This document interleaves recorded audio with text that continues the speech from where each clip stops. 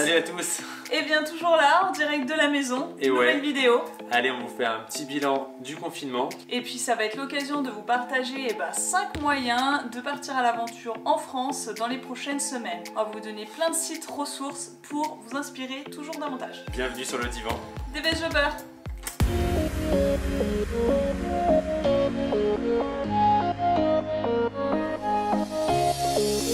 Ok, ça tourne.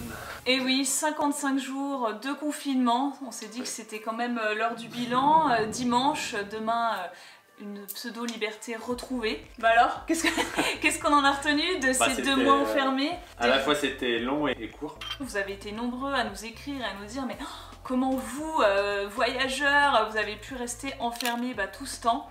En fait, on s'est énormément occupé. Ça a pas été... Il y a eu des hauts et des bas en fait. Dans les hauts, je dirais qu'on a pu prendre le temps de faire des choses qu'on fait jamais. Oui, c'est vrai que ça fait du bien aussi de se poser un peu. De travailler à un rythme moins effréné sur notre blog, sur nos vidéos. D'ailleurs, Max a pu commencer un mini documentaire sur les tigres en Inde. Va falloir encore un petit peu patienter, mais on a hâte de vous le montrer. Puis toi, par exemple, tu as pu faire de la cuisine. Oui. À mon grand...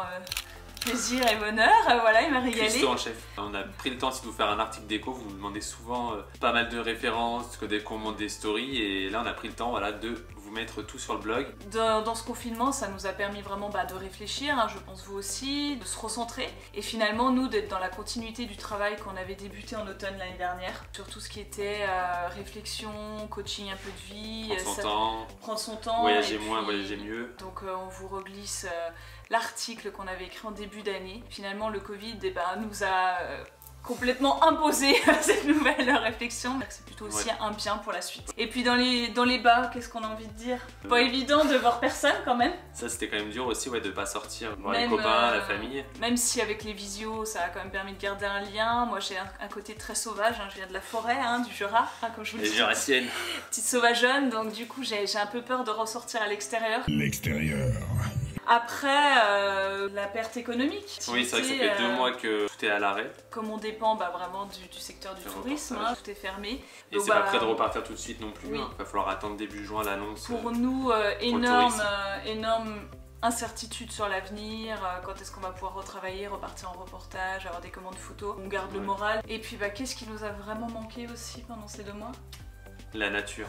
Complètement. On s'est rendu compte que d'être dans un appart en pleine ville, pour nous, c'était des choix de commodité à l'époque. On s'était dit, oui, on a l'aéroport à côté, on a la gare, donc c'est pas pratique pour l'activité.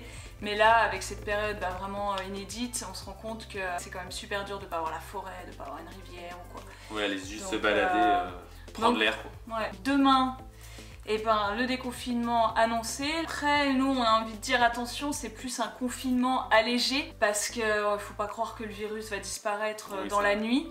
Il faut qu'on soit tous très vigilants quand même pour pas qu'il y ait une seconde vague et puis qu'on puisse y aller progressivement. Donc en tout cas, déjà 100 km, ça permet de s'évader un petit peu. Le champ des possibles est déjà beaucoup plus qu'avec le 1 km. Donc c'est parti, on va vous donner 5 moyens de partir à l'aventure, à la micro-aventure, le mot à la mode ces dernières semaines, mais autour de chez vous ces prochaines semaines. Allez, numéro 1, on va partir randonnée. C'est vrai qu'on peut se dégourdir les jambes, ça c'est gratuit, et dans les 100 km, il y a quand même plein de possibilités. Pour vous inspirer, il y a plein de choses qui existent en fonction des niveaux de chacun. On avait envie de vous parler du guide Chiloé. Alors on l'adore, en fait l'équipe de Chiloé, ils sont super fun, décalés, ils sont sur les réseaux sociaux, ils ont un site internet avec plein d'idées. Et puis le petit guide qu'on a vu l'année dernière, même si c'est écrit Paris, c'est pas que pour les Parisiens, il y a vraiment plein de choses à travers la France. Vous pouvez tout savoir qu'est-ce que vous voulez faire, bivouaquer, jouer, pédaler. On aime vraiment ce petit guide. Autre chose qu'on aime bien, c'est les Others. Je sais pas si vous connaissez, c'est très beau. Ils ont un site en ligne aussi, des magazines très sympas. Vraiment pour profiter de l'extérieur. Et d'ailleurs dans les liens on va vous glisser, ils ont un guide de plusieurs échappées en France. Alors ils ont fait des idées de road trip à travers la France, aussi 52 micro-aventures en France à toute saison et partout dans l'Hexagone. Donc il y a plein de ressources, il faut aller fouiller sur leur site et puis regarder ce qui peut être téléchargeable, voilà, près de chez les vous. magazines. Ils ont un nouveau magazine qui va sortir le 18 mai je crois. Et ensuite il y a aussi un site internet qui est très pratique pour la rando, ça s'appelle HelloWays et ce qu'on aime bien c'est qu'en fait ils ont mis l'option des 100 km, vous pouvez cocher randonnée à 100 km autour de chez vous et là ça vous montre qu'il y en a plein. Donc pas d'inquiétude et puis il y a aussi encore tout niveau, vraiment durée, etc. Donc allez jeter un œil sur ce site, c'est super bien fait. Ouais.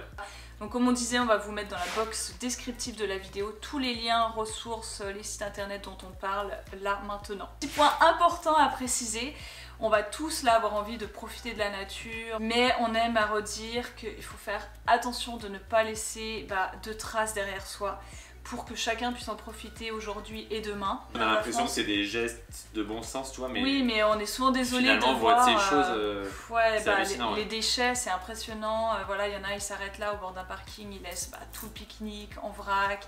Il y en a, ils vont pisser et laissent en papier. Ouais, donc bon, ça faut pas croire, voilà, ça va se dégrader, ouais, mais dans combien de temps après, c'est vraiment les gens ils tombent là-dessus, c'est pas sympa en fait pour les autres. Donc pensons qu'on a envie de trouver une forêt, une nature belle. Pour les autres et pour la nature, ouais, voilà, pour l'environnement. Ouais. Voilà, prenons soin de cette nature qu'on va avoir envie de retrouver. Point numéro 2. Alors, après la randonnée, on peut aussi partir en vélo. Une manière super sympa de profiter de ce qui nous entoure. Et c'est vrai que ces dernières années, il y a beaucoup de véloroutes qui sont développées dans pas mal d'endroits en France. Ça a complètement donc, je pense qu'il y en a pas mal autour de chez vous que vous ignorez peut-être. Mais ça nous rappelle que nos premières vacances. Moi, on avait fait la Loire à vélo. Ouais, à nos débuts, à notre grande jeunesse. Sur les petites routes entre les châteaux et les rivières, c'était très sympa. Et c'est pas que pour les vieux, voilà, on peut faire ça en famille, on peut faire ça en amoureux, on peut faire ça à tout âge en fait. C'est ça qui est cool avec le vélo. Et on est vraiment au cœur des paysages, donc c'est une super manière. Et on avait fait la Vélocénie aussi. Oui, c'est vrai que pour les Parisiens, c'est pas mal aussi. Ça part de Notre-Dame et ça va jusqu'au Mont-Saint-Michel. Donc là, dans les 100 km, on est d'accord, c'est pas possible. Oui, partie, mais vous pouvez déjà aller vers la forêt de Rambouillet. Ouais. On a été regarder aussi, il y a des sites qui existent, qui sont hyper complets, comme France Vélo Tourisme. Alors là, vous allez tout trouver, les itinéraires par destination, par thématique. Enfin, il y a tout, ça vous dit les niveaux de difficulté, de durée, tout. Puis aussi, chaque véloroute a son site dédié, donc vous pouvez trouver toutes les informations là-dessus. Pour louer le matériel, pour savoir aussi où dormir, c'est pas forcément, bien sûr, vous pouvez prendre une tente, ça peut être trop chouette sur quelques jours.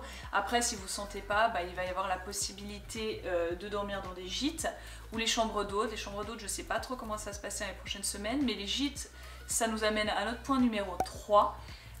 Louer en fait une location meublée pour être encore indépendant et juste profiter d'un bel endroit de nature. Oui, puis c'est ce qui va être le plus pratique dans les prochaines semaines, parce que comme les restaurants sont encore pas ouverts, c'est vrai que si on peut avoir une petite cuisine équipée pour se faire à manger, c'est plus pratique. Vous parlez tout simplement d'une idée toute bête, mais c'est vrai que le site Gîtes de France, c'est une ressource énorme, en fait, il y a tellement de logements là-dessus. C'est vrai, par exemple, la cabane Wooden qu'on vous parlait dans la dernière vidéo, elle est référencée là-dessus. Je me suis amusée à faire des recherches à côté de la maison, il y a plein de choses.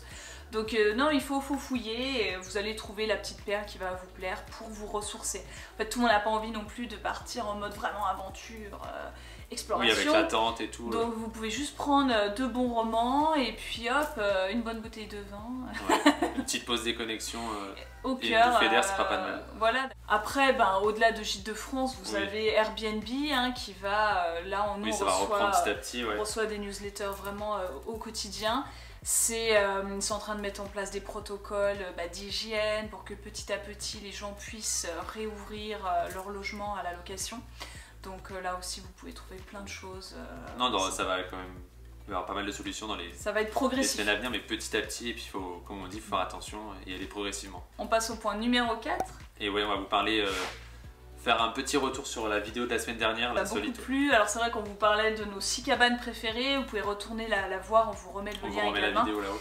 Et dessus, vous pouvez aller la réserver directement, réserver votre préféré si ça vous a tenté. Mais après, il y a aussi beaucoup d'autres sites web pour trouver d'autres idées. Parce qu'on en a il n'y a pas que 6 cabanes en France. On a trouvé le site Abracadaroom par exemple, qui est top. Il y a je sais pas combien d'hébergements référencés là-dessus. Donc allez jeter un œil. Vous avez aussi cabanedefrance.fr, je pense. Ouais. Donc encore une fois, vous trouverez des choses super sympas à côté de chez vous si vous voulez tenter pour un week-end voilà. de vous évader. Certains nous disent oui mais j'ai peur de réserver parce que bon, comment ça va se passer? Les hébergeurs ils ont quand même mis en place des conditions d'annulation vraiment assouplies. Quand on est allé se promener sur tous ces sites web, on se rend compte que c'est vraiment toujours indiqué, regardez à chaque fois, hein, mais c'est vraiment mis annulation jusqu'à 48 heures à l'avance. Allez, on conclut avec le dernier point. Le 5. Et c'est une manière de voyager qui nous tient à cœur. C'est le van. Le road trip en van. C'est vrai que quand on y réfléchit un petit peu avec les conditions actuelles, on se dit que ça va être une des formules plus adaptées en fait pour partir à l'aventure cet été. Ouais, liberté. Et puis indépendance. Indépendance. Voilà, vous avez votre kitchenette à l'intérieur, vous pouvez tout avoir, vous pouvez décider de vous isoler. On peut respecter vraiment les distanciations sociales. Ouais, c'est vrai que si vous voulez en louer un et tester, c'est peut-être donc le bon moment. Même autour des 100 km, en tout cas dans l'immédiat, il y a des choses à faire. Des choses, ouais. Parce que d'ailleurs, quand on parle de van, souvent, en tout cas pour le vintage, faut pas penser que vous allez partir à des milliers de kilomètres. Hein. C'est quand même des vieilles machines et souvent, d'ailleurs, la location est limitée à 100 km par jour. Ouais. Donc c'est vraiment pour un rayon autour de chez vous. Donc quelques ressources pour louer. Quelques sites. Nous on connaît bien Only Combi, donc c'est là où on avait acheté notre van. Voilà, ça c'est en Normandie. C'est en Normandie, fait la location aussi. Après, pour ceux qui sont pas normands, il y a d'autres sites. Hein. Si vous voulez pas être forcément dans le vintage, il y a des sites comme WeVan. Voilà, c'est des fourgons plus modernes. Ouais, tout aménagé. Volkswagen ou Mercedes. Et après, il y a aussi, tu te rappelles, Wikicamper. Oui, c'est une plateforme en fait qui met en relation des particuliers pour louer leur van ou leur camping-car personnel. Donc ça aussi, ça va progressivement repartir, je pense. Donc une bonne formule. Après, tout ce qui est conseils autour de la van life et où louer votre van, on va vraiment vous en parler dans les prochaines semaines. On a prévu de faire une vidéo dédiée sur la location de van en France. Plein d'autres choses à vous dire, mais c'est vrai que là, pour l'instant, on attend de retourner rechercher notre van, vous faire une série de vidéos autour, le home tour. Le van tour. Ouais, de faire. Ah oui. Oui, c'est notre... à la maison. Oui, c'est notre deuxième maison en même temps. Tout ça, ça va suivre, mais là déjà, c'est des premiers conseils. Et sinon, on trouvait marrant de vous partager. En fait, on a retrouvé ce magazine, le Elle Voyage, qui était dans nos toilettes. Super sexy. Voilà. En fait, c'est assez marrant. On est retombé là-dessus. Il date de février 2019. Hors série spéciale voyage sur la France, douce France. En fait, on avait eu quelques pages l'année dernière sur notre tour de France, les coins qu'on préférait. C'était des visionnaires. J'ai relu des passages et je me suis dit c'est incroyable, on dirait qu'il est écrit pour aujourd'hui. Je voulais vous en lire un parce que c'était vraiment sur la tendance du voyager en France qui redevenait vraiment à la mode. Désormais, il est plus exotique de rester près de chez soi et de redécouvrir les beautés de la France. Autrefois, on disait que l'aventure était au coin de la rue. Maintenant, elle est au bout de la départementale. Voyager, c'est faire un pas de côté pour regarder avec un nouvel œil une réalité que l'on pensait déjà connaître. Voilà, c'est vrai que j'ai vraiment envie de dire ça. Le voyage, en fait, c'est pas forcément de devoir prendre l'avion et de partir loin. Là, on s'en rend compte. On va juste rester à côté de chez nous, mais on va être déjà tellement heureux de retrouver la nature et de faire des choses toutes simples. Prendre une bonne bouffée d'air. Et puis voyager, c'est ça, c'est d'ouvrir les yeux et d'avoir un nouveau regard sur tout ce qui nous entoure et de découvrir la beauté un petit peu partout en fait. Ouais. Le voyage en France n'est pas seulement touristique, il est aussi mental. Le plus dépaysant, le plus exotique peut-être des voyages. Voilà, on vous laisse cogiter et puis préparer vos prochaines aventures. Sur ces bonnes paroles, on a envie de conclure cette vidéo. On espère qu'elle vous a plu, qu'elle vous a donné un petit peu de ressources et d'idées pour la suite. N'oubliez pas de la liker et de vous abonner si ce n'est pas déjà fait et puis d'activer la petite cloche. Ah ouais, t'aimes bien la petite cloche. Ding ding ding. Et puis on espère vous dire à bientôt à l'extérieur pour une nouvelle vidéo. Cette fois ça sera bon je pense. Ouais, parce qu'on n'en peut plus de ce canapé. Allez, ciao.